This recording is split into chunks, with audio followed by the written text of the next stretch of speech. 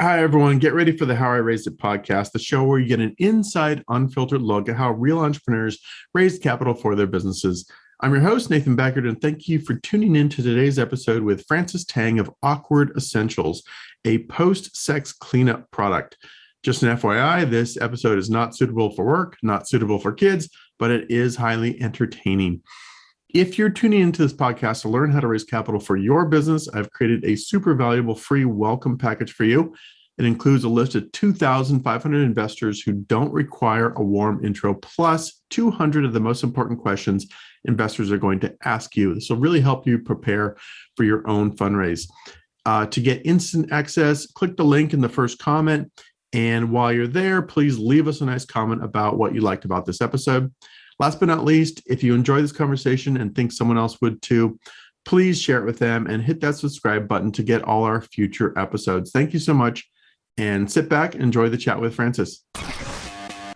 Welcome to How I Raised It, the podcast that goes behind the scenes with entrepreneurs who've raised capital. We uncover the tips, tricks, and techniques they use to get investors to write a check. Strap in and turn it up. Hi, welcome to another episode of How I Raised It, produced by foundersuite.com. Today I have Frances Tang of Awkward Essentials coming to us from Orange County. How's your day going? Hey, Nathan. It's good. It's Friday. It's Friday. Whoop, whoop. Yes, I know. I love it. Cool. Any fun plans for the weekend? Nothing too crazy. Just really getting out and doing normal people stuff since we've been quarantined for such a long time. I'm excited to get an ice cream cone from IKEA. Oh, exciting. I know. Small wins, I guess, right? Yeah. Cool. Good. Very good. I took my 7-year-old boy and his buddy to ice cream at Rite Aid last night. You can get like an ice cream at Rite Aid for like $1 a scoop or something. It's the best deal around. So yeah. I can get behind that. I've been doing my soft serve ice cream research, and I thoroughly believe IKEA has the best soft serve. Fight me. But I mean, that's completely unrelated to my business and anything else. I'll have to check it out. Haven't tried that. Well, let's get right into it. What is Awkward Essentials? So Awkward Essentials is a hygiene company, and our goal is to create innovative hygiene products for the things that we're too embarrassed to talk about, or rather the things that a lot of us will shut the bathroom door and deal with and not talk to anyone about. So I should preface this episode just slightly. If you're squeamish, or if you have, this might be not suitable for work, or you're not suitable if you have kids. So maybe turn off the episode now. Otherwise, let's get into the actual details of what that means. Sure. So our marquee product is called Dripstick, and Dripstick is an invention that came out of my brain. It's an after-sex cleanup sponge that absorbs all the cum internally after sex. So anyone with a vagina isn't left dripping, leaking, ruined sheets, ruined underwear, the whole thing. And I can tell you it's been a wild ride. That's interesting. So I think I saw something. I'd love to hear the genesis story where this idea came from. I think I saw something about a spatula. I was looking at your blog and Twinkies, and maybe just share the story. Yeah. Mm-hmm. Of course. So my background, like many founders, I've had a lot of different jobs in a bunch of different industries. And one of those jobs was as a baker. So I love baking, cooking, all that kind of stuff. And there is a kitchen tool called it's a rubber spatula, right? You use it to scrape sauce, cake batter, anything out of a bowl. And so every time I would scrape cake batter out of a bowl, I would look at it and think, wow, if I had a spatula for my vagina that could just get everything out in one fell swoop, that would be incredible. To kind of walk it back. So for me personally, I'm married, and after sex cleanup was just really irritating for me personally. I didn't like it. I felt like it was this long process. And every time I would go on the internet and look for a solution, I would be led to like the depths of Reddit and Yahoo Answers, which no longer exist. And everyone on Reddit is like, oh, I use a sacrificial sex towel. I have an old t-shirt.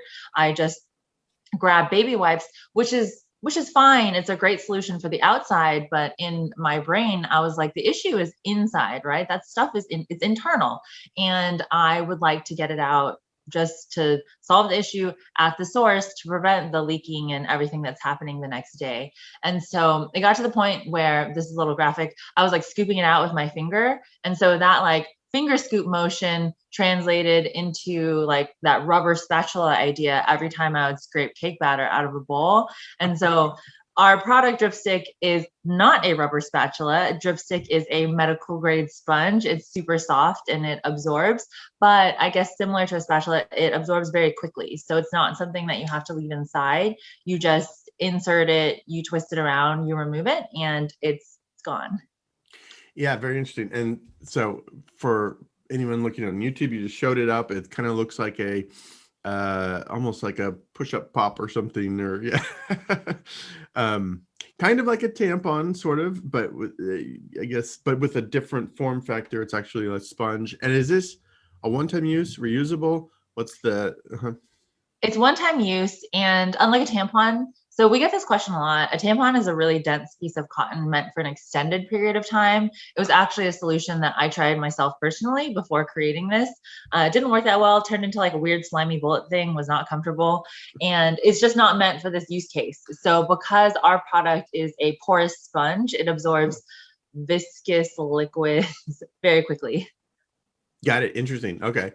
And so you just whip it out, use it, throw it away, and you're buying these. Are you buying these as a subscription service or what? What's the model? Yeah. So we offer a 10-pack, a 20-pack, and a 69-pack. The 69-pack was meant to be a joke, but it is selling very well, which I am incredibly happy for the people that need that many. And we recently added subscription because we've been asked by our customers. As a lot of us know, sex isn't a regular thing. It's not like brushing your teeth. It's not once a day, twice a day, daily, but we have been asked. So we just recently added a subscription option. Got it. And interesting. I guess this is purchased by usually the female, right? I mean, this is kind of, I'm just trying to think of the marketing and how you sort of get this out there. Any clever marketing tales or, yeah. Yeah. So when I first created this product, essentially because I'm trying to change the way things have always been done, it was very difficult to, one, pitch, and two, explain what it was. I went through an accelerator that was a quarter long, 3 months long, and by the end of it, I had some of my cohort members who still thought it was a wipe. They didn't realize, as much as I said, sponge, handle, absorb, internal, they didn't realize what it was because it's not something that exists in the world. And so when talking about it and trying to market it, I got a lot of question about how does it work, just not understanding what the form factor was. So very early on when I was bootstrapping, I was like, okay, I need to do a video. I need to demonstrate how it works somehow. So I remember Googling on Amazon for a plastic anatomical vagina, like what you would find in a doctor's office, but they're so expensive. And I was like, I cannot afford this. This is really expensive. And it's kind of graphic. It's like not that fun. And so I ended up using a Twinkie from the store to just create a little GIF to just demonstrate, right? You like insert it, takes the cream out, whatever. And that Twinkie GIF was actually what helped us go viral because it wasn't too graphic, but people understood exactly what we were talking about, like removing the cream filling. And it was a really great addition to the website that didn't cost as much as a plastic anatomical vagina. Yeah. And probably just, yeah, good. I love that. Cool. And is this the only product or is this the first of many? What's kind of the bigger vision here?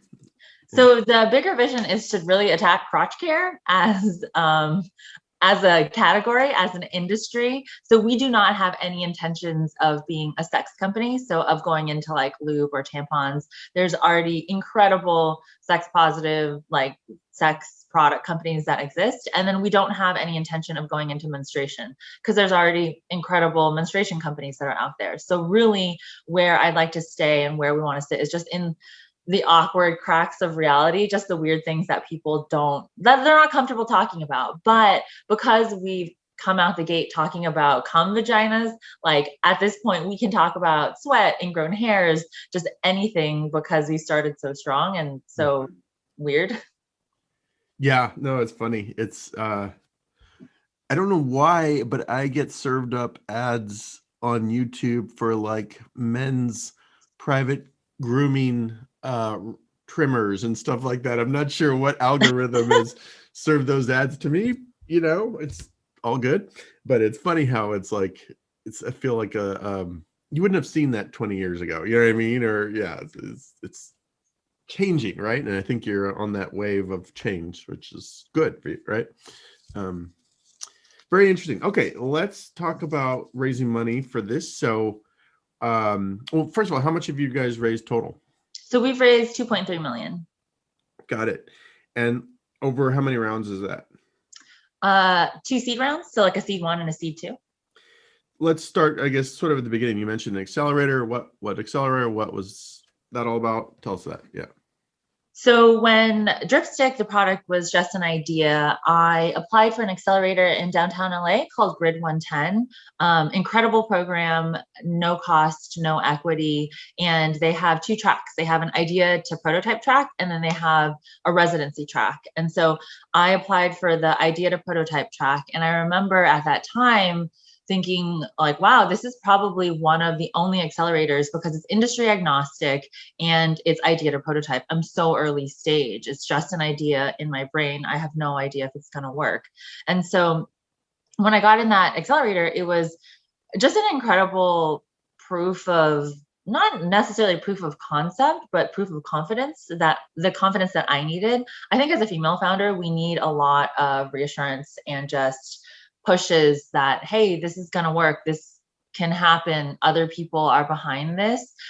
It's just different, I think, for female founders and male founders. And so that was one of the first big, like, someone else believes in this idea, things that happened to me. So I went through that accelerator, and the biggest takeaway was how to pitch the product, because we're dealing with something that's very personal. And so what I learned is, when dealing with something that's so personal or taboo, rooting it in a personal story was the best way to communicate the product and the problem. When I first pitched, I did it like anyone would pitch, with statistics and numbers and X% of the population. And it was terrible. People were looking at me like I was crazy. Like like half the people were kind of like, this is funny, but she's crazy. And the other half of the room was just like deeply offended. And so it evolved over time during the accelerator into essentially like a stand-up comedy routine / personal story, right? Because it's just like, yeah, this is what happens to me. It might not happen to you. That's fine. But this is what happens to me. And so I created this thing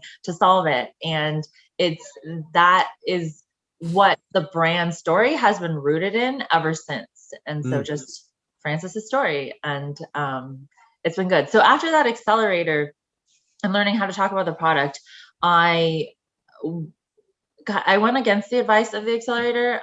So many traditional business advice and accelerators would tell you to prove that you have a market and create a prototype, maybe do pre-sales, think about crowdsourcing, think about a Kickstarter, something like that. And I ran through all of those ideas, but I was still having a really hard time getting people to understand the product, getting people to understand the concept, because they didn't have anything to base it off of. And so, against all advice, except my father's advice, who is a founder as well, I ordered the minimum order quantity of just the product, 20,000 units. And they were in my parents' house, like any entrepreneur, because I did not have space in my apartment. And so I had 20,000 of these Dripstick sponges sitting in my parents' house. I hacked together a Shopify website on my own and just started going to events, started talking to people, started showing people and getting feedback. And so what happened, it's very like Bay Area startup story. I launched the website and I posted it in a couple of Facebook groups just to get feedback, right? Do you understand the product? Does this messaging make sense? What do you think? Would love your feedback. And I went to bed that night. And then when I woke up in the morning, I had like a million notifications on my phone and no idea why or how. And so overnight, I had gotten a DM from a writer from the Huffington Post in the UK, and she DM'd me and said, "Hey, I saw this in some Facebook group, would love to do an article, like, can you answer a few questions?" I was sleeping because of the time difference. Yeah. And so in the morning, I had another message from her that said, "Hey, I wrote the article. Here it is." So we had an article in the Huffington Post UK, and it started spreading like wildfire in the UK. So we essentially accidentally launched in the UK, weren't selling to the UK, Love it. was only selling in the US. Just had a 10 pack, was expecting to sell like, I don't know, maybe 10 units for the month if I was lucky. And that day and over the course of the week, there was like over 30 articles. We were in like Cosmo UK, New York Post, all these places. I had to get my friends to come over to my parents' house, help with this packing party, figure out logistics on the fly, like just go find more boxes. It was madness. But it was incredible. And it was an incredible proof of concept, right? Because the best proof that you can get for your idea is if someone is willing to put their credit card down and they're willing to pay for it, because then you know you have a market. And so for me, because our product is a consumable, I essentially wanted to wait until I saw repeat orders, because that is when I would truly know if I had a strong market. And so after that big accidental UK launch push, the reviews started coming in and the DMs and just the emails. And it was much better than I thought, right? I was kind of expecting like a 3 stars, could be better, MVP. But because we were the only solution on the market, we got just incredible messages and DMs from women that are like, "I've never talked to anyone about this in my life, and I'm so happy to have found this. Like, this is crazy." Or, "I've always told my friends this needs to exist and they didn't really hear me, and now I found this." And so that was the point at which I decided that I wanted to raise, because speed would be our best chances of survival, and we would need some capital to move quickly. Couple little questions that I want to dig into the fundraising a little bit more, but what Facebook groups were you posting to?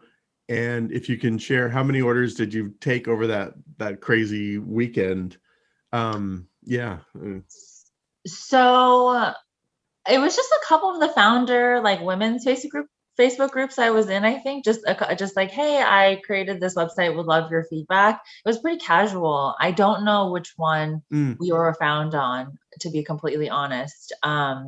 Just some founder Facebook groups. I was curious if it was like a sex one or a women's one or entrepreneurial one. I'm just kind of curious because I think it was a couple of the founder ones. There's many of like the women's founder groups that I was in on Facebook just to get feedback. And then in terms of how much, I think we moved over like 8,000 dripsticks that week. It was wow. 8 out of your 20,000 that you had ordered, basically almost half your entire inventory.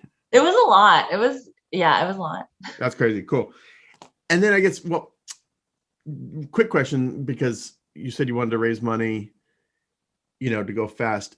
Have you seen a competitor pop up already? Like, is that part of the motivation of go fast, raise money, get out there, own this market? Yeah. We have not yet seen a competitor. We have a very strong brand personality. It's basically my personality on the internet, for better or worse. And so I think it's risky for companies to talk about cum sponges and just as just a general topic, right? Like, sex itself is already so taboo as an industry. And we've decided to like go beyond that into this like weird sticky thing that doesn't even happen in like porn or movies. Like, you don't see it anywhere. People just aren't talking about it at all. And so I think for that reason, we do have to root it in this personal story. And something that we do is we leverage humor, because I personally believe that humor is this interesting like unifier and just can break the ice in a way that being serious can't, especially when you're talking about this. I mean, humans are weird. They're funny. Our bodies do like unusual things. And so that's really the approach that we've taken. And I think we haven't seen anyone yet, and hopefully we don't, but who knows? Yeah. I think the humor approach is a great approach. Have you seen like, is it Tushy or something like that? There's one of these like Squatty Potty. There's some of these, other types of things that are using these funny videos to kind of do the marketing that are, So I think it's brilliant. Okay, so you've got this good kind of validation, and then it's like, all right, time to go raise some money to go fast. So where do you even start to find investors that are willing to look at something like this? Yeah. So typically they say talk to friends and family, but I don't have friends and family that know this world that would be willing to do this. So I was pretty lost. It's a tough thing. I think it's really tough to find tactical advice about something like this. So what I did was our accelerator has memberships to PitchBook. And if you don't have an accelerator with membership to PitchBook, if you know an MBA student, sometimes MBA students have memberships and you can borrow their login information because PitchBook is kind of expensive. So I went on PitchBook and I looked for companies that were similar to mine or in a similar space. So things kind of in menstruation, women's health, hygiene, and also companies that had very cheeky humor in marketing because our brand personality is kind of unusual or very strong. So I looked up those companies and then I looked to see who invested in them at a seed stage. And that was how I built my initial hit list. And so I built that hit list. And then what I did was I did LinkedIn Premium. The first month is free. So I signed up for LinkedIn Premium and I looked up every single firm or angel that was on my hit list to see if I could find a mutual connection, right? Because you need a warm intro. And so that was how I built the column that was like, who can introduce me? So I went for those first. I asked for introductions for the people that I could find to those angels or those VC funds that will invest at a seed stage. And after I exhausted all those warm intros, I just started cold emailing the rest of the people on the list. And so the round was taken by someone that I cold emailed, and it was from Unorthodox Ventures in Austin. I essentially sent an email to Carrie Smith, it's a family office. I sent an email to Carrie Smith and I said, hey, I noticed that your team invested in Tushy. They're pretty weird. We're pretty weird. Yeah. Here's some stats about us attached as a deck. Would love to chat. And they actually called me the next day, which was really unusual. I thought it was like a solicitor because who calls you? And so they called me the next day and we moved relatively quickly just because I think it was a pretty good fit. Something I do want to add to this is that after creating my hit list, I went to every single website to read the thesis of that investment. So if the thesis was like, we invest in CPG, healthcare, hygiene, great, they're probably a good fit. But if for whatever reason they changed their model or they changed their thesis to investing in SaaS or something else, then I knew it wasn't a good fit and I crossed them off my list. Yeah. That's great. That's good. Really interesting. That's great. So, and how many do you think were on your total hit list, just to kind of look at the shape of the funnel, size of the funnel? Probably 100 to 150, maybe. So I asked for warm intros to maybe 25 to 30 was the amount that I could find a warm intro from on LinkedIn. Some people didn't respond. Some people weren't comfortable introducing. And then the rest of them were just kind of like cold emails. Yeah, that's interesting. So Unorthodox takes the bait, gets a call going. And did they take the whole round? Did they lead the round? Did you fill out the rest of the round with other investors? How did it shake out? They took the whole round. So I consider myself pretty lucky to not have to slog through more cold emails and pitching. Yeah. Great. Good. And that was one of 2 seed rounds. So what happened after that? What's the next one? Yeah. They did the follow on as well. Okay, great. Yeah. So you just decided, hey, what triggered that? Were you running out of money, or do you just want to double down on sales and marketing? Why do another seed round, I guess is the question. Yeah. We wanted to double down. We saw where we were going and the growth trajectory. So essentially the first one was to lay that foundation, because everything thus far had been done by Team Francis, website, branding, advertising, marketing, everything. And so once we had that solid foundation, we did that second round because we saw the growth month over month. And then we're like, okay, we can do this.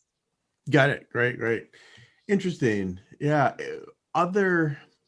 I'll have to cross-reference one of our customers, Founder Suite customers, and sort of in the same category as a company called Mod, Get Mod, and they're doing like sexual products. And she had a great story too, kind of similar of finding the right investors, but like Tushy makes sense. Who invested in them? What other like comparable companies were you sort of looking at to, to find investor leads? Because that's a hard part of it. Yep. It was tough. So I was looking for companies in like the hygiene space. So I did look at who invested in the menstruation companies, who invested in the sexual wellness companies. But we're kind of unusual because we like sit on like on the line of hygiene and sexual wellness. Like the use case is for after sex, but it's not a pleasure product, right? It's not like fun. It's very utilitarian. So because it's utilitarian, it's technically hygiene. It's not necessarily sex. And so I kind of just looked at everyone in those ancillary categories. And then I guess the third category would be the companies that have a strong brand and strong personality, like Tushy, because our brand is weird, and we needed investors that were comfortable with that. Yeah, that's fun. Very good. Well, any other tips or anything we haven't shared that worked well for you? Or the question I always ask is, any advice you would give your younger self if you were starting this process all over again? Yeah. I think looking for investors that are a good fit is the best, will increase your chances of success. So there's a lot of incredible VC funds that target women or target this or target that. And those are really great to pitch, but I think finding a good fit is really important. So in this case, Unorthodox Ventures, they invest in CPG products, whereas CPG products, they like unusual products. They've invested in Tushy and just other kind of invention type things. Right. And they themselves, as a family office, previously, when they were biggest fans, they had a strong brand personality. So it was very much about finding a good fit as opposed to just kind of casting the net wide. And then I think the other thing is that it's gonna be really, really ugly, but like you have to keep going. So my dad is also a founder. People actually weirdly ask me this all the time. Yeah. And my dad is founder, and he sees this from a very founder perspective, like, cool, you found a market, you have a product, go attack the market. Like, he doesn't see it as anything else. But very early on, he was the one that was like, yeah, okay, hey, you can keep talking and planning forever, but why don't you actually like do the thing? Like, what is the true next step? So he was the one that actually pushed me to get the first 20,000 sponges, because had he not done that, I'd probably still be talking about it, and he wouldn't be here. That's interesting, because there's so much of the startup literature out there is, put up a mock website, like all the validation before sort of jumping in. And I was kind of like you. I'm like, I don't want to do all that. I have a vision. I want to execute this vision, and hopefully there's a market there. Like, I kind of took the plunge, and fortunately it worked out. But like, I think it's contrary to a lot of startup advice to jump in and start executing and doing. It really is. Like, I wouldn't spend my entire life savings with that MVP for sure. So like set aside a certain amount, but sometimes you have to take the jump. I mean, there's a fair amount of due diligence and research I did try to do beforehand. Oh, another piece of tactical advice was I couldn't find a lot of data around the number of women that are annoyed at the cum dripping out of their vaginas, right? Like that was couldn't find that. And so something I had read was there is a Reddit thread for anything, like anything you can think of, there is a Reddit thread for it. So I turned to Reddit to find those threads, to see what people were saying. And then at a certain point, I DM'd people. And I think as long as you're very, very nice and gracious about it and not trying to sell something, like everyone was very like kind. And I DM'd a bunch of people, and they actually took a survey for me. And so that was one way that I was able to kind of survey my initial, I guess, target consumer base, was by looking for those Reddit threads where people were talking about this or complaining about it or looking for a solution, and then like DMing them. That's a really interesting kind of hack or tactic. I like that. Very good. Last question. How are you thinking about future? Is this something you need to raise 7 A, B, C, D rounds for, or kind of thinking of keeping it lean and mean, or any thoughts on future fundraising, strategy? I like to keep it lean and mean. We'll see what happens, but the team is growing. We're growing very quickly. We have a very strong community. It's really interesting because the brand has a distinct personality. Our customers have a very distinct personality as well. And something else we did do is we started a private Facebook group, and it's been really good. We're able to talk directly to our customers. We hear their feedback. We see what they're looking for and where they're interested in seeing us go. And so it's been a really great way to tap into our customer base directly. I'm curious, like some of the ideas, but I won't make you spill your product roadmap or anything like that. We'll let that unfold. This is great. If people want to learn more or place an order, it's simply awkwardessentials.com, correct? Yes. Great. Anything you want to promote or plug, or just, go check it out and order the 69 pack? Yeah, I just come check us out. Feel free to email us or chat us. I mean, sometimes I'm on the chat bot, so happy to talk. And yeah, if any founders want to talk, happy to. It's something I think that I was very grateful for, is when I was raising, I knew very few founders who raised, and I was introduced to one through a friend, and he was so kind and so gracious and was always willing to text me back. And so if I can be that person to anyone out there who's raising, like, I would love to, because there was one person who was there that was helping me along the way, and it was amazing. I love it. I love that pay it forward, pay it back mentality. That's awesome. Francis, this is great. Super fun, super interesting. Awkwardessentials.com, and good luck. And we'll catch you after the next crotch care product drops. How about that? Yes. Thank you, Nathan. All right. Have a good weekend. Bye. Bye.